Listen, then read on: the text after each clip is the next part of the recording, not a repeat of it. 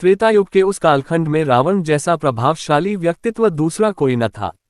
वह केवल लंका का राजा नहीं था, बल्कि वह चारों वेदों का ज्ञाता, ज्योतिष विद्या का मर्मज्ञ और भगवान शिव का सबसे अनन्य भक्त था। उसकी तपस्या से स्वयं ब्रह्मा जी ने उसे वरदान दिया था कि उसे देवता, गंधर्व या असुर कोई नहीं मार पाएगा। उसने अपनी भुजाओं के बल पर 10 दिशाओं को जीत लिया था और यमराज तक को अपने सिंहासन के नीचे बांध लिया था। किंतु इतनी शक्ति और ज्ञान के साथ एक ऐसा विषैला तत्व भी जुड़ गया जिसने उसके सर्वनाश की पटकथा लिख दी, अहंकार।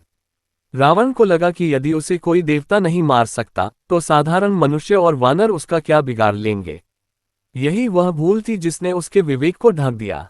रावण के विनाश की यात्रा उसकी बहन शूर्पणखा के अपमान से शुरू हुई।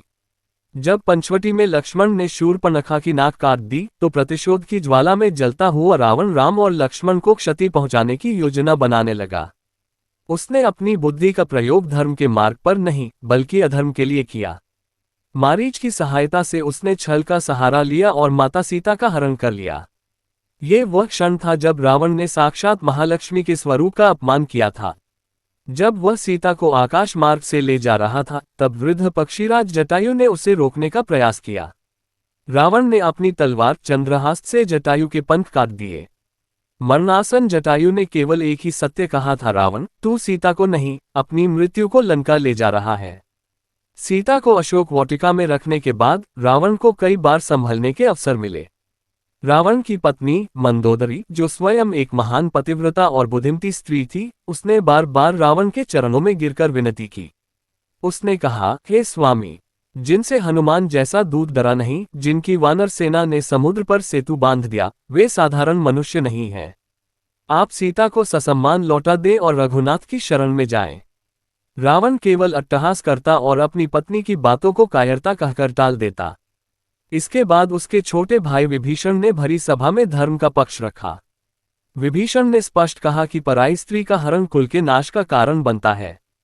क्रोधित होकर रावण ने अपने ही भाई को लात मारकर सभा से निकाल दिया। विभीषण का वह अपमान लंका की सुरक्षा दीवार में पहली बड़ी दरार थी, क्योंकि विभीषण अब राम की शरण में चले गए थे। जब हनुमान जी ने लंका को जलाकर भस्म कर दिया तब लंका के राक्षसों के मन में पहली बार भय ने जन्म लिया। रावण ने देखा कि एक साधारण वानर ने उसकी स्वर्ण लंका को राख कर दिया, फिर भी उसका अहंकार उसे सत्य स्वीकार करने से रोकता रहा। उसने अपनी सेना को संगठित किया और युद्ध का शंखनाद कर दिया, ये जानते हुए भी कि सामने स्वयं ब्रह्मांड के स्वामी खड़े हैं। भगवान श्री राम की वानर सेना ने जब समुद्र पार कर लंका की धरती पर कदम रखा तो ये केवल 2 सेनाओं का मिलन नहीं बल्कि 2 विचारधाराओं का टकराव था। एक ओर धर्म, संयम और मर्यादा थी तो दूसरी ओर अधर्म, उद्दंडता और अहंकार। युद्ध के शुरुआती दिनों में ही रावण को बड़े झटके लगे। उसके सेनापति और वीरपुत्र, जो कभी अजेय माने जाते थे, एक एक करके धराशायी होने लगे।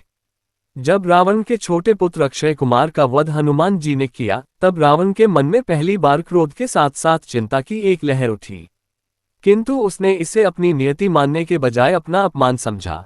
जब रावण ने देखा कि उसकी सेना का मनोबल गिर रहा है तो उसने अपने छोटे भाई कुंभकर्ण को जगाने का आदेश दिया। कुंभकर्ण 6 महीने सोता था और एक दिन जागता था। वह जानता था कि उसका भाई रावण गलत है, लेकिन भ्रातृ प्रेम और अपनी मातृभूमि के प्रति निष्ठा के कारण उसने युद्ध में उतरने का निर्णय लिया।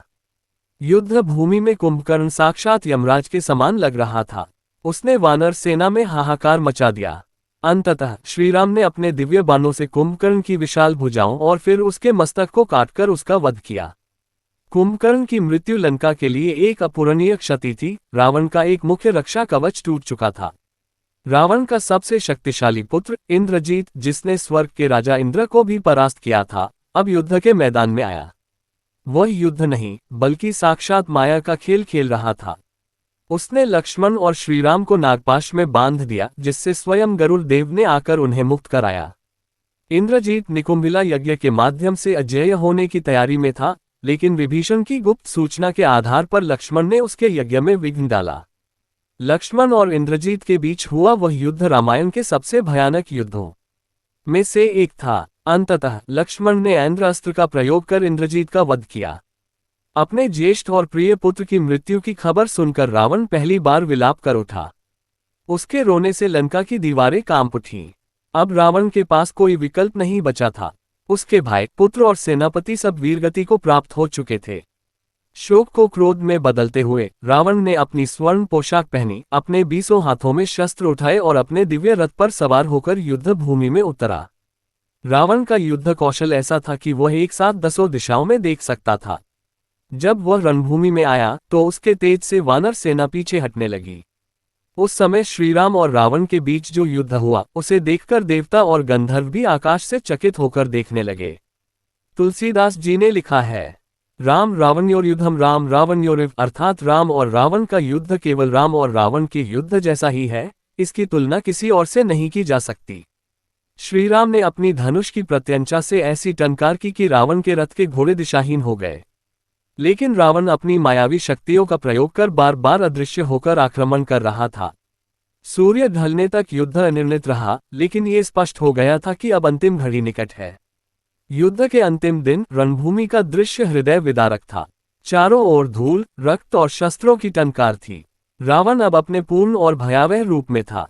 श्रीराम अपने कोदंड धनुष से लगातार बाणों की वर्षा कर रहे थे। एक के बाद एक श्रीराम ने रावण के 10 सिर काट दिए, लेकिन हर बार एक चमत्कार होता। जैसे ही एक सिर जमीन पर गिरता, उसकी जगह तुरंत एक नया सिर उग आता। वानर सेना ये देखकर भयभीत हो उठी। विभीषण ने देखा कि श्रीराम के दिव्य बाण भी रावण का अंत नहीं कर पा रहे हैं। रावण अपनी मायावी शक्तियों का अट्टहास कर रहा था। उसे लग रहा था कि वह अजेय हो चुका है। इस विकट स्थिति को देखकर विभीषण श्रीराम के समीप आए और उस गुप्त रहस्य को उजागर किया जिसे केवल वे ही जानते थे। विभीषण ने कहा, हे प्रभु, रावण की मृत्यु साधारण तरीके से संभव नहीं है। ब्रह्मा जी के वरदान स्वरूप इसकी नाभि में अमृत का कुंड स्थित है। जब तक वह अमृत नहीं सूखता, इसके सिर और भुजाएं बार बार उत्पन्न होती रहेंगी। ये सुनकर श्रीराम ने उस अमोघ ब्रह्मास्त्र का आह्वान किया, जिसे मंत्रों द्वारा अभिमंत्रित किया गया था। इस बाण की नोक पर सूर्य के समान तेज था। श्रीराम ने प्रत्यंचा को कान तक खींचा और जय श्री राम के घोष के साथ बाण छोड़ दिया। वह बाण वायु की गति से सीधे रावण की नाभि में जा लगा। अमृत सूखते ही रावण की माया समाप्त हो गई और वह विशालकाय पर्वत की भांति पृथ्वी पर गिर पड़ा। रावण जब मृत्युशैया पर लेटा था, तब श्रीराम ने लक्ष्मण से कहा, लक्ष्मण, रावण महान राजनीतिज्ञ और वेदों का ज्ञाता है। उसके अंत के साथ उसका ज्ञान भी समाप्त हो जाएगा। जाओ, उससे जीवन की कुछ शिक्षा ले लो। जब लक्ष्मण रावण के सिर के पास खड़े हुए तो रावण चुप रहा। श्रीराम ने तब समझाया कि ज्ञान लेने के लिए चरणों के पास बैठना चाहिए। जब लक्ष्मण चरणों के पास बैठे तब रावण ने 3 अमूल्य बातें कहीं। शुभ कार्य में देरी न करें, मैंने राम के चरणों में आने में बहुत देरी कर दी, यही मेरी हार का कारण बना। शत्रु को छोटा न समझे, मैंने वानर और भालुओं को तुच्छ समझा, जिन्होंने मेरा समूल नाश कर दिया। अपने रहस्य किसी को न बताएं, विभीषण को अपना भेद बताना मेरी सबसे बड़ी कूटनीतिक भूल थी। रावण के प्राण निकलते ही स्वर्ग से पुष्प वर्षा हुई। रावण का वध केवल एक राक्षस का अंत नहीं था, बल्कि यह इस बात का प्रमाण था कि चाहे कोई कितना भी ज्ञानी, शक्तिशाली या तपस्वी क्यों न हो, यदि वह अधर्म और अहंकार का मार्ग चुनता है तो उसका अंत निश्चित है। भगवान राम ने रावण के वध के बाद विभीषण को लंका का राजा बनाया और धर्म के राज्य की स्थापना की। रावण का चरित्र आज भी हमें सिखाता है कि चरित्र के बिना ज्ञान और विवेक के बिना शक्ति केवल विनाश की ओर ले जाती है। अगर आपको यह वीडियो अच्छा लगा हो तो लाइक और सब्सक्राइब करें और अपने दोस्तों को शेयर करते हुए एक अच्छा सा कमेंट भी अवश्य करें। धन्यवाद।